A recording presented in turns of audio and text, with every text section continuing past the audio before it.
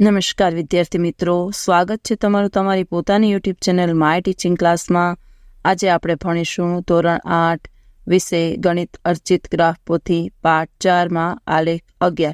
જો વિદ્યાર્થી મિત્રો એ પાઠ્યપુસ્તક પાના નંબર 41 ઉપર આપેલ છે અને આલેખ 11 આપણે કરીએ। ચાલો નીચેની માહિતી માટે પાઈ ચાર્ટ બનાવો। હવે દિવસ દરમિયાન બાળક દ્વારા પસાર કરાતો સમય: ઊંઘ 8 કલાક, શાળા 6 કલાક, ગૃહ કાર્ય 4 કલાક, રમત 2 કલાક અને અન્ય 2 કલાક। જો વિદ્યાર્થી મિત્રો હવે જો એના ઉપરથી આપણે આલેખ કરવાનું છે।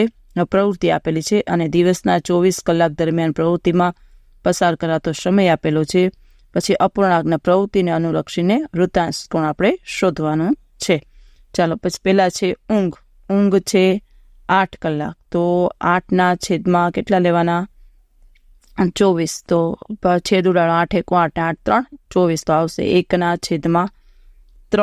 તો 1/3 ગુણ્યા 360 એટલે આવશે 120 અંશ એનો જવાબ। પછી છે શાળા 6 કલાક, તો 6/24 તો બરાબર 1/4।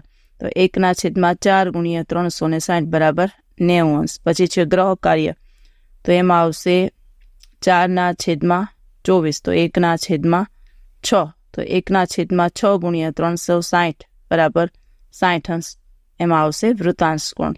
પછી છે રમત 4 કલાક, તો 4/24 બરાબર 1/6, એ પણ આવશે 60 અંશ। ગૃહ કાર્ય અને રમત બંનેનો સરખો જવાબ આવશે। પછી છે અન્ય 2/20 બરાબર 1/12, તો 1/12 ગુણ્યા 360 બરાબર એમાં આવશે 20 અંશ। ચલો વિદ્યાર્થી મિત્રો, આ જવાબ તમને કોષ્ટક પ્રમાણે લખાવેલ છે। હવે આગળ માહિતીનો પાઈ ચાર્ટ આપણે બનાવીશું। જો વિદ્યાર્થી મિત્રો વર્તુળ કરી અને માહિતીનો પાઈ ચાર્ટ બનાવી શકો છો। ઊંઘ 120, શાળા 90, અન્ય 20, રમત 60 અને ગૃહ કાર્ય પણ 60 અંશ। ચાલો વિદ્યાર્થી મિત્રો, આજના વિડીયો લેક્ચરમાં આટલો જ। જો તમને આ વિડીયો ગમ્યો હોય તો લાઇક કરશો, તમારા મિત્રો સાથે શેર કરશો અને મારી ચેનલને સબસ્ક્રાઈબ પણ કરશો। આવજો।